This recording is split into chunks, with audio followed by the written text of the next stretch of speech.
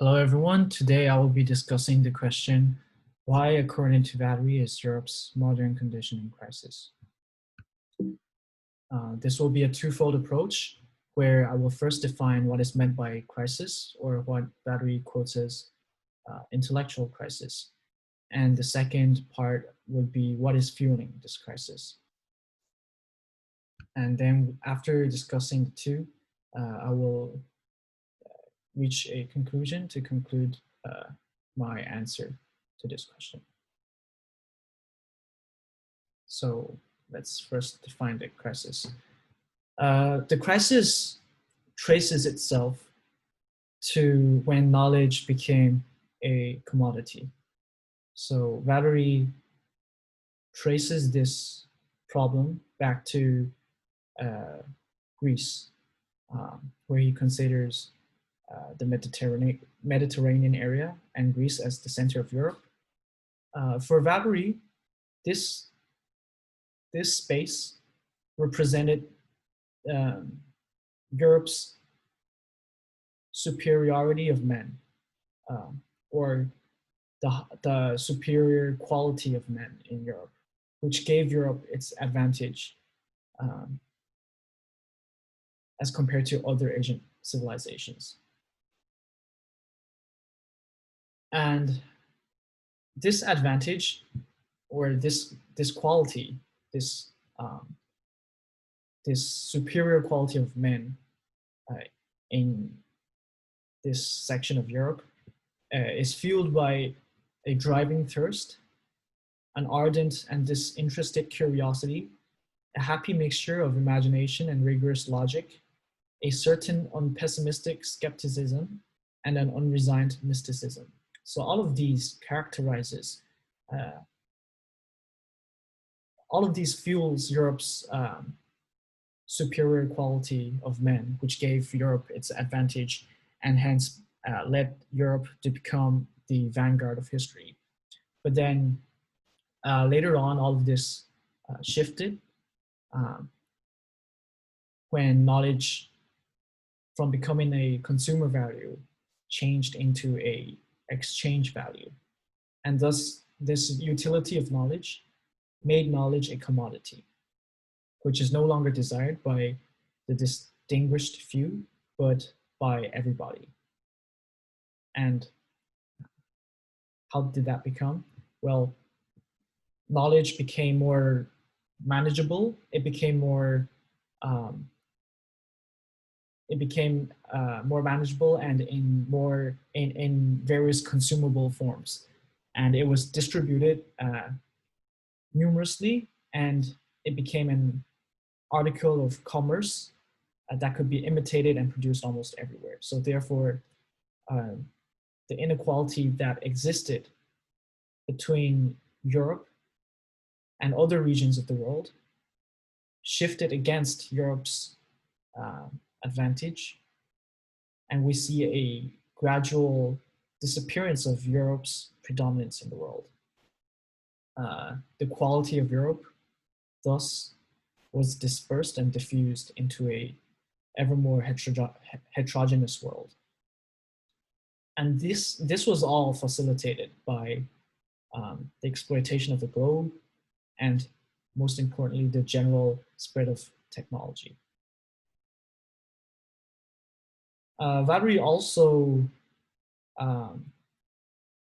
mentions the crisis of Europe's modernity through how man is as understood through modern politics, and how man is understood through science. So modern politics as in the citizen, the voter, the candidate, the taxpayer, the common man. So this is more of a traditional approach to the understanding of man.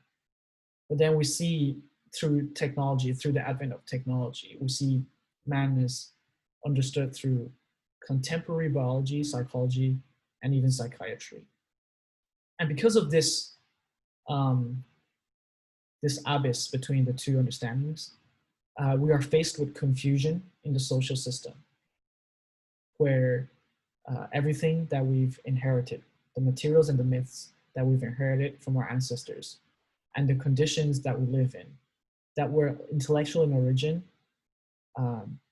and it became artificial and unstable because um, the understanding through science was directly dependent on the further and ever numerous creations of the intellect. And thus we are then a prey to this confused mixture between the two conflicting forces of boundless hopes as justified by our incredible achievements and immense disappointments or sinister expectations, which is equally justified by our incredible failures and catastrophes. And this failure and catastrophe will later on manifest itself in the form of social Darwinism, eugenics, the notion of survival of the fittest, and to an extent, Foucault's concept of biopower. So for eugenics, it's we see the terrible catastrophe of the Holocaust through Nazism during World War II. And the third definition of crisis is the crisis of values, which is related to the previous slide, because we see a growth of positivist mentality due to the understanding of man through science. And we see that previously the whole social structure was founded on belief and trust, but then this structure is in threat due to positivism. And then we wrap all of these three understandings of crisis under the wider discourse of disenchantment of modernity, as mentioned by Cristobal in the flip lecture. And this term was first utilized by, well, it wasn't first utilized by Weber, but Weber did use this term, which he borrowed. But disenchantment of modernity refers to the increasing rationalization of culture, and as opposed and also the devaluation of religion and traditional values in society, which relates back to our second slide where we discussed about man as understood through the two different types of understanding, which is science VFE, modern politics. And here here I use China as an example of a country where it is torn between the two lenses of understanding man through science and understanding man through modern politics.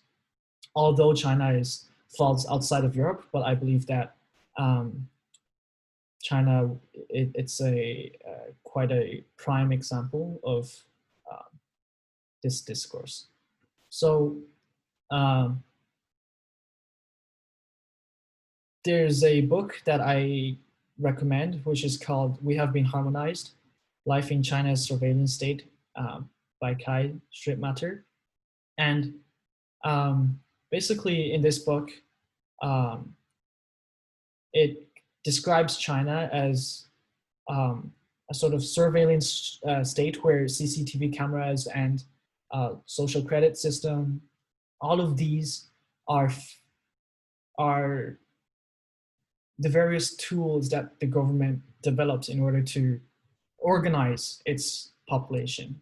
So therefore we see that the population of China, the men in China, is not understood as the traditional citizen, but rather a sort of a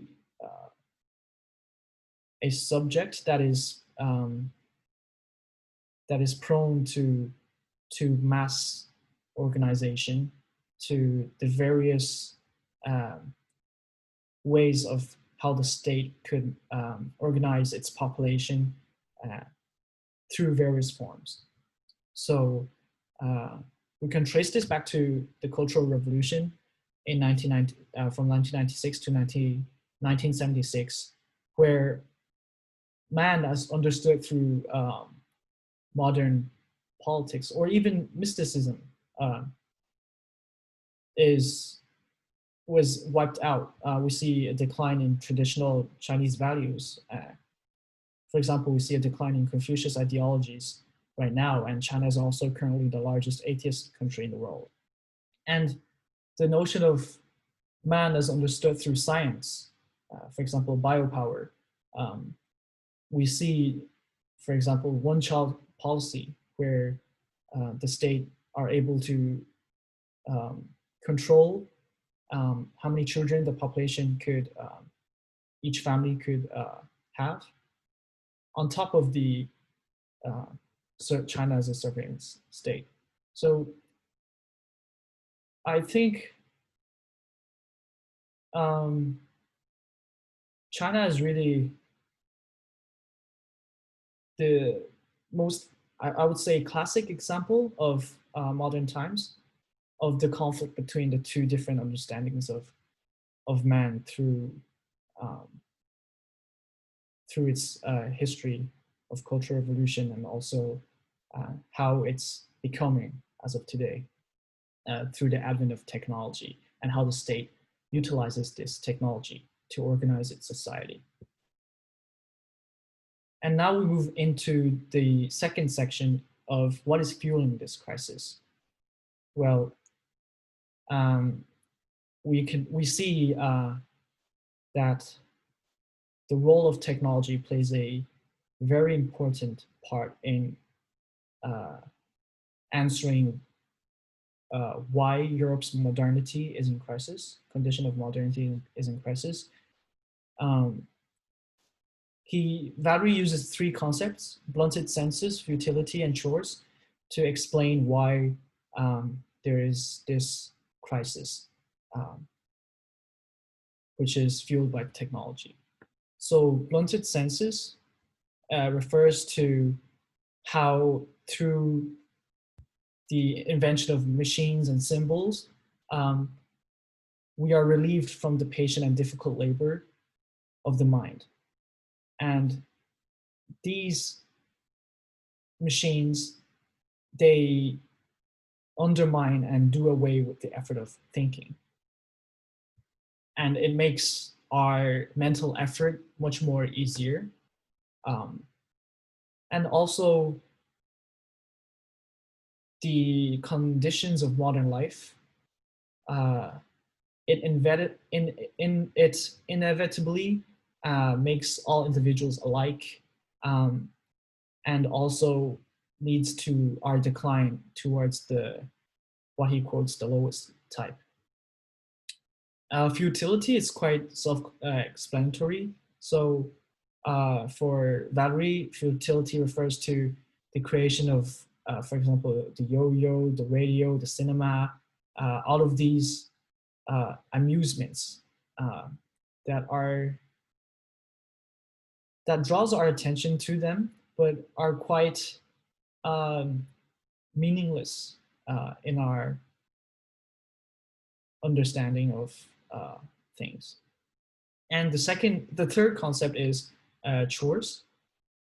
And he states that chores are concealed in comfort itself, and that it manifests itself through everyday, day-to-day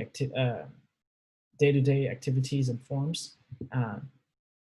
And it makes us conform to certain actions without us realizing.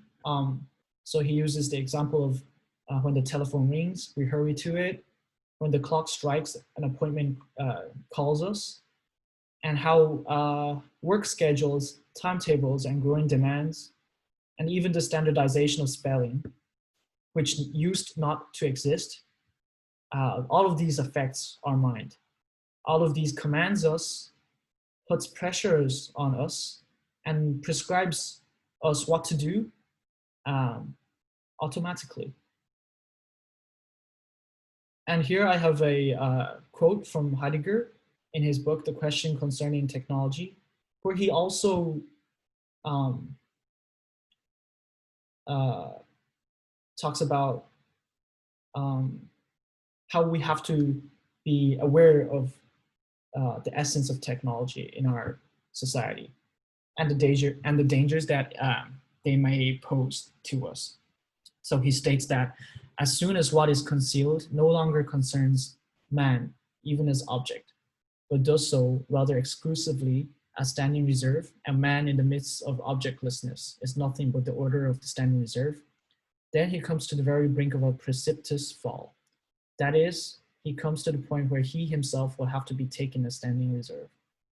So what this means is uh, we normally view technology as means to an end. We view technology as instrumental to the end of our behavior. We use technology to extract resources, to help us achieve the goals that we want to achieve. But we have to be very careful because uh, we, as the order of this standing reserve, we also come to the very brink of a fall, wherein we become a standing reserve ourselves, where we would become clouded by the seeking of truth. So, for example, the term human resource, for example, uh, the concept of the proletariat in Marxism, in communism, where man himself becomes um, a part of technology. And he is no longer the order of the standing reserve, but he himself is taken as a standing reserve, where he becomes, where man itself becomes uh, a means to an end. And all of this kind of makes me question, uh, makes me wonder whether Valery is making an attack on capitalism, because it seems to me, through our definition of uh, crisis and the underlying fuel for why this crisis is occurring, it all links back to the role of technology. And technology itself is the product of capitalism. It was able to proliferate because of capitalism. So for Valery, I wonder if he poses a uncertain stance towards capitalism and how it will shape our society in the future, and how it's um, directionless and unpredictable. So for in conclusion, um,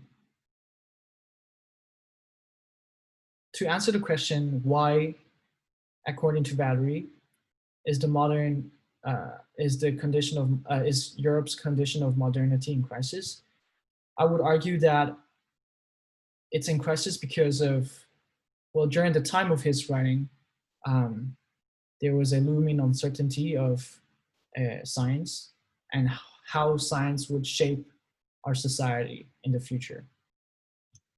And for Valery, science was a secularization of society. It it resulted in us unable to conclude. We are lost without a telos.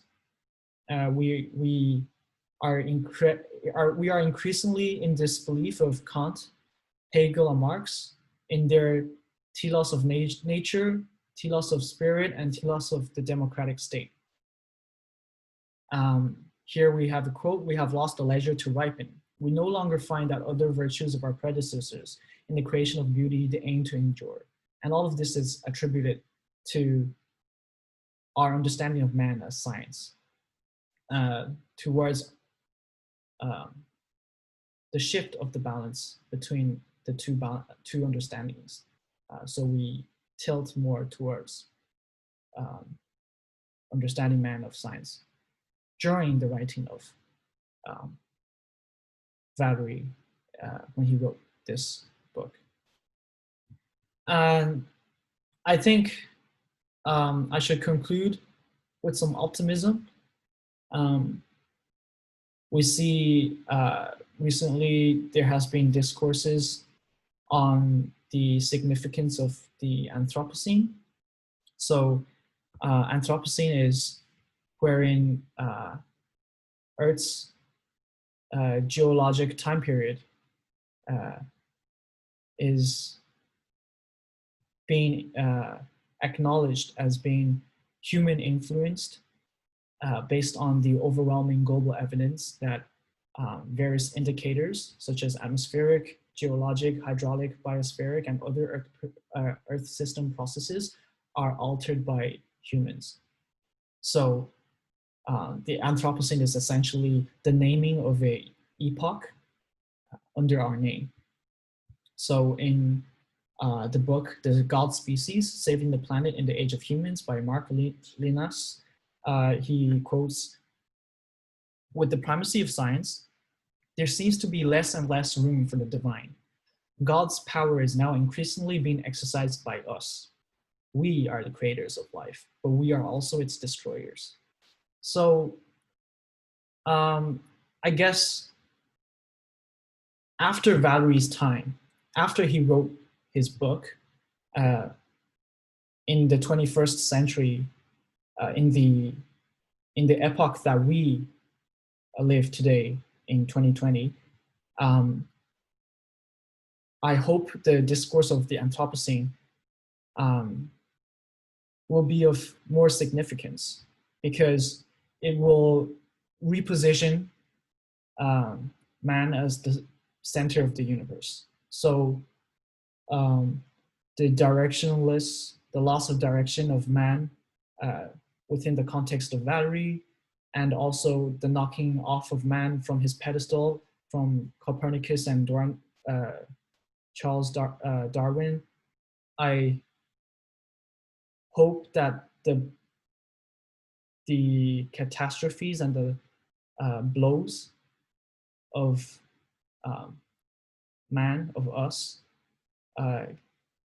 would be reversed in current times, because I think we have found a new direction as environmental stewards who are responsible for our planet. There may be a secularization of society. God may no longer have a significance, or the telos, we may have lost our telos, but I think with the advent of science, with the advent of technology, we could reinvent our telos in optimistic ways. For example, solving climate change. Yeah, and I would say that the Anthropocene discourse is an optimistic example of how science may not lead to catastrophe. For example, eugenics. I think for Anthropocene, science has played a better role in shaping our society. I hope, and this concludes my presentation. Thank you for listening and have a good day.